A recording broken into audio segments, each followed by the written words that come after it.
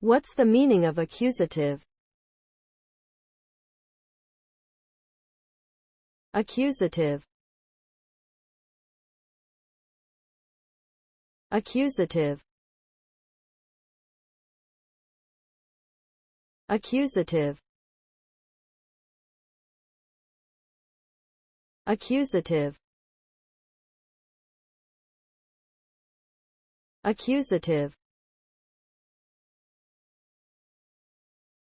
The accusative case is a grammatical case used in many languages to mark the direct object of a verb or the object of a preposition. In English, the accusative case is marked by the pronouns me, him, her, us, them, and whom. For example, in the sentence, I saw him, the word him is in the accusative case because it is the direct object of the verb, saw. The accusative case can also be used to mark the indirect object of a verb, the object of a participle, and the object of a gerund. Here are some examples of the accusative case in English.